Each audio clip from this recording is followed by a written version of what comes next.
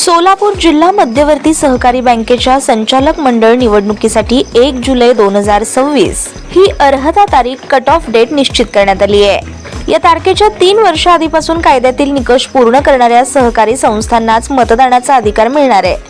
त्यामुळे सध्या बँकेच्या सभासद असणाऱ्या मात्र 3 वर्षाचा निकष पूर्ण न करणाऱ्या 86 संस्थांना मतदानापासून वंचित राहावं लागणार आहे। सोलापूर जिल्हा मध्यवर्ती सहकारी बँकेत एंट्रीसाठी गेल्या काही वर्षापासून प्रयत्नशील असणारे भाजपाचे अक्कलकोटचे आमदार सचिन कल्याण शेट्टी आणि मंगळवेढ्याचे आमदार समाधान आवताडे यांच्या संस्था 3 वर्षाचा निकष पूर्ण करू शकत नाहीत। त्यामुळे या दोन्ही नेत्यांची एंट्री जिल्हा बँकेत कशी होणार याची उत्सुकता आहे।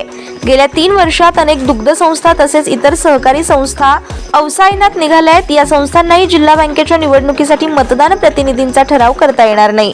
त्यामुळे जिल्हा बँकेच्या यावेळच्या निवडणुकीत मतदारांची संख्या सुमारे 3,500च्या आसपास राहण्याची शक्यता वर्तवण्यात येते। यापूर्वी जुलै 2022 मध्ये बँकेच्या संचालक मंडळ निवडणुकीचा प्रयत्न झाला होता। त्यावेळी मतदारांची संख्या 4,521 एवढी होती। सध्या बँकेच्या सभासद यादीत 4,577 संस्थांचा समावेश आहे। मात्र त्यापैकी अवसायनात गेलेल्या दुग्ध मजूर आणि इतर सहकारी संस्थांची संख्या मोठी असल्यानं प्रत्यक्ष मतदानासाठी पात्र मतदारांची संख्या लक्षणीय घटण्याची शक्यता आहे। प्रारूप मतदार यादीवर येणारे दावे, हरकती तसेच अंतिम मतदार यादीत किती संस्थांचा समावेश होतो यावर निवडणुकीचं चित्र अवलंबून राहणार आहे।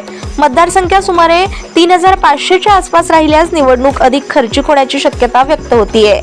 अक्कलकोटचे भाजपाचे आमदार सचिन कल्याण शेट्टी आणि मंगळवेढ्याचे भाजपाचे आमदार समाधान आवताडे यांनी गेल्या 2 वर्षात विविध नवीन कार्यकारी सेवा सहकारी संस्थांची स्थापना केली। मात्र अर्हता तारखेपूर्वी 3 वर्षांचा निकष पूर्ण होत नसल्यानं या संस्थांना मतदानाचा अधिकार मिळण्याची शक्यता नाही।